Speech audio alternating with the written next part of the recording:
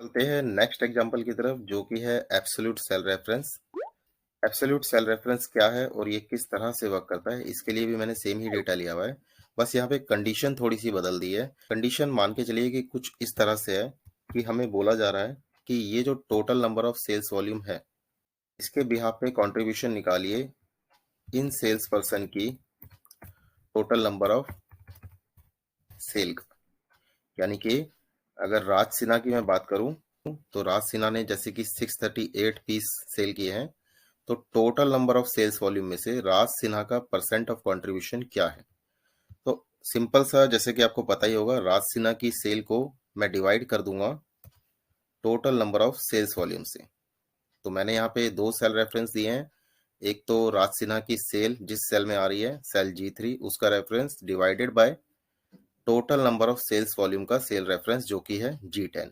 अगर मैं इस फार्मूले को एंटर प्रेस करता हूं तो यहाँ पे राज सिन्हा का सेल्स कंट्रीब्यूशन आ जाएगा कि total number of sales volume में से राज सिन्हा ने 19% कंट्रीब्यूशन किया है। यहां तक तो ठीक है। अगर मैं इस फार्मूले को नीचे ड्रैग करता हूं तो आप देखेंगे कि ये फार्मूला एरर रिफ्लेक्ट करने लग जाएगा। इसका रीजन दोस्तों क्या है, ये क्यों एरर रिफ्लेक्ट कर रहा है?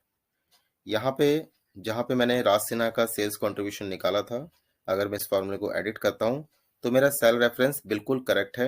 G3 से डिवाइड है G10, यानी राज सिन्हा की सेल से डिवाइड है total number of sales volume, correct है। अब मैं नीचे जाता हूँ। नीचे वाले सेल में अगर आके मैं फार्मूले को एडिट करता हूँ तो आप देखेंगे मुकेश कश्यप की सेल जो कि 514 आ रही है, उसका सेल रेफरेंस इस फार्मूले ने बाय डिफॉल्ट, क्योंकि रिलेटिव सेल रेफरेंस एक्सेल में बाय डिफॉल्ट वर्क करता है, तो G3 की जगह उसने G4 ले लिया, जो कि बिल्कुल करेक्ट है। लेकिन क्योंकि मैंने फार्मूले को ऊपर से नीचे वाली रो में पेस्ट किया है, तो जैसे कि G3 से G4 सेल रेफरेंस बदला है, इसी तरह से G10 से भी G11 सेल रेफरेंस बदल गया है, आप नीचे देख रहे होंगे।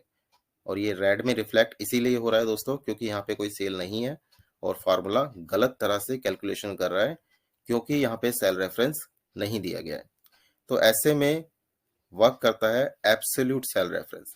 एब्सोल्यूट सेल रेफरेंस का काम ही दोस्तों ये होता है कि ये आपके सेल को लॉक कर देगा। यानी कि फार्मूला इस तरह से वर्क करेगा कि आप अपने फार्मूले को चाहे तो राइट साइड में कॉलम्स की तरफ पेस्ट कीजिए, चाहे डाउन साइड में रोज की तरफ पेस्ट कीजिए, आपका फार्मूला सिर्फ उसी सेल के लिए कैलकुलेशन करेगा जिस सेल के लिए आपने उसे लॉक कर दिया है।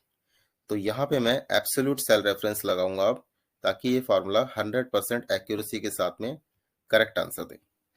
तो इसके लिए फर्स्ट टाइम मैंने जहाँ पे अपना फार्मूला लगाया था उसी सेल में जाऊंगा और उसे एडिट करूंगा F2 की हेल्प से, और यहाँ पे सेल G10 को मैं सिंगल F4 कर दूंगा, जो कि एब्सोल्यूट सेल रेफरेंस के लिए होता है। और एब्सोल्यूट सेल रेफरेंस का साइन क्या होता है कि सेल रेफरेंस के आगे और पीछे दोनों तरफ डॉलर आ जाता है। अब इस फार्मूले को अगर मैं नीचे ड्रैग करूं तो ये सभी का 100% करेक्ट आंसर देगा।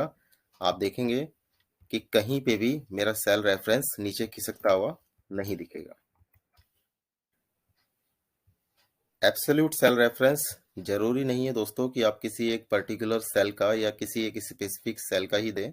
आप एब्सोल्यूट सेल रेफरेंस को डेटा की रेंज पे भी लगा सकते हैं, और जनरली आपने देखा भी होगा कि डेटा की रेंज पर एब्सोल्यूट सेल रेफरेंस लगा होता है। चलिए इसे भी एक बार लाइव करके देख लेते हैं कि absolute cell reference data range पे किस तरह से वर्क करता है। यहाँ पे मैंने एक छोटा सा डमी डेटा लिया हुआ है कुछ कैटेगरीज का, और उन कैटेगरीज को यहाँ पे यूनिक डाला हुआ है।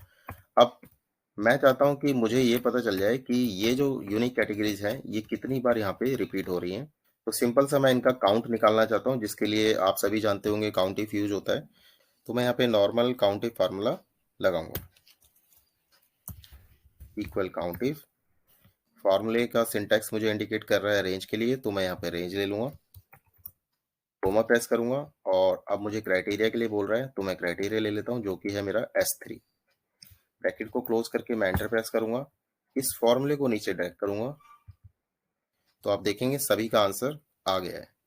अब हम देखते हैं कि ये फार्मूला सही तरीके से वर्क कर रहा है कि नहीं कर रहा। जीसी ये बता रहा है कि 3 बार आ रहा है इस डेटा के अंदर, तो हम काउंट करके देखते हैं 1 2 और 3, करेक्ट है।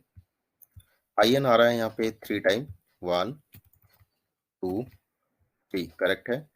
ANZ आ रहा है 1 टाइम, 1, और इसके अलावा ANZ कहीं नहीं है, यानी कि 1 टाइम ही है। आप अगर देखें तो इस फार्मूला के अंदर मैंने कहीं पे भी अभी सेल रेफरेंस नहीं लिया है, ना तो डेटा रेंज में लिया है, ना ही क्राइटेरिया में लिया है।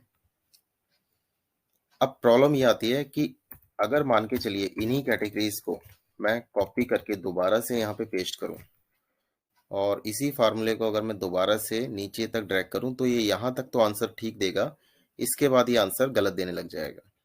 ये देखिए दोस्तों, GC यहाँ पे ये 3 बार बता रहा है, लेकिन यहाँ पे 2 बार बता रहा है कि इस डेटा के अंदर 2 बार GC आ रहा है, जबकि GC 3 बार आ रहा है। IN के लिए भी ये बता रहा है कि 2 बार IN आ रहा है इस डेटा में, जबकि IN 3 बार आ रहा है। और ANZ को तो इसने 0 ही कर दिया, जो कि 1 टाइम आ रहा था। तो इसका रीजन क्या है? इसका रीजन यही है कि ये by default relative cell reference पे फार्मूला वर्क कर रहा है। अगर मैं पहले वाले सेल के फार्मूला को एडिट करता हूं तो आप देखेंगे रेंज बिल्कुल करेक्ट है और उसका क्राइटेरिया भी करेक्ट है। जैसे ही मैं नीचे आता हूं तो मेरी रेंज एक रो खिसक जाती है और क्राइटेरिया ठीक रहता है। इसी तरह से यहाँ पे फिर एक रो खिसक गई है और क्राइटेरिया ठीक है। तो हमें क्या करना है, ऐसी कंडीशन में क्राइटेरिया वाले सेल को फ्रीज नहीं करना है, हमें रेंज वाले सेल्स को फ्रीज करना होगा। तो मैं अपने पहले सेल पे जाऊंगा जहां पे मैंने फर्स्ट टाइम फार्मूला लगाया था, और इसकी रेंज को सिलेक्ट करके इसको सिंगल F4 कर दूंगा, जो कि एब्सोल्यूट सेल रेफरेंस के लिए यूज होती है। एंटर प्रेस करूंगा और अब अगर इस फार्मूले को मैं नीचे ड्रैग करता हूं तो आप देखेंगे सभी जगह ये सेम आंसर देगा, 100% एक्यूरेसी के साथ में करेक्ट आंसर देगा। तो आई होप कि absolute cell reference data range पे किस तरह से वर्क करता है ये भी आपको अच्छे से क्लियर हो गया होगा। चलिए इसका एक और एग्जांपल देखते हैं। यहाँ पे मैंने कुछ आइटम्स लिए हुए हैं और उन आइटम्स का यहाँ पे यूनिक लिया हुआ है। यहाँ पे उन आइटम्स की सेल है। तो अगर मुझे यहाँ पे इन सेल्स वॉल्यूम का टोटल नंबर ऑफ सेल्स निकालना हो तो जैसे कि आप जानते हैं मैं सम इफ फार्मूले का यूज करूंगा, इक्वल सम इफ, और यहाँ पे मैं रेंज ले लूंगा जैसे कि मेरा फार्मूले का सिंटैक्स मुझे इंडिकेट कर रहा है। तो मैंने ये डेटा की रेंज ले ली, कोमा प्रेस किया, उसके बाद में क्राइटेरिया लिया जो कि है Z3, कोमा प्रेस किया और सम रेंज इसमें मेरी सेल आ रही है उसका रेंज ले लिया, ब्रैकेट को क्लोज किया, एंटर प्रेस किया। इसी फार्मूले को मैं नीचे ड्रैग करता हूं। पेंसिल देखते हैं हम कि total number of sales volume pencil का 101 ही है क्या।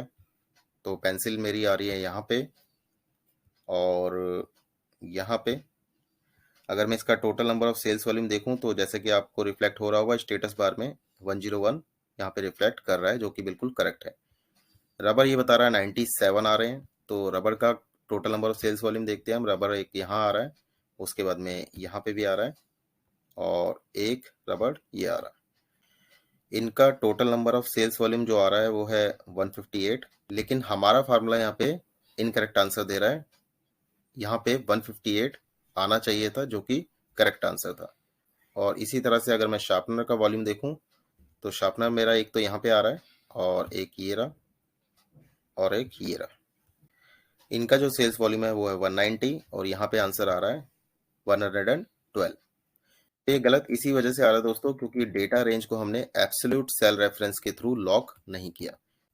तो इसके लिए भी मैं अपने पहले वाले सेल पे चले जाऊंगा जहाँ पे मैंने फर्स्ट टाइम फार्मूला लगाया था, और फार्मूले को F2 की हेल्प से एडिट करने के बाद में यहाँ पे अपने डेटा की रेंज को लॉक कर दूंगा एब्सोल्यूट सेल रेफरेंस के थ्रू, जो कि सिंगल टाइम F4 प्रेस करने पर आती है।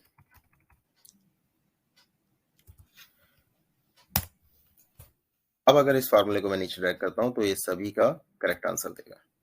ठीक है दोस्तों, तो आई होप कि आपको एब्सोल्यूट सेल रेफरेंस अच्छे से क्लियर हो गया होगा कि ये किस तरह से वर्क करता है किसी एक स्पेसिफिक सेल के लिए या फिर किसी डेटा रेंज को लॉक करने के लिए।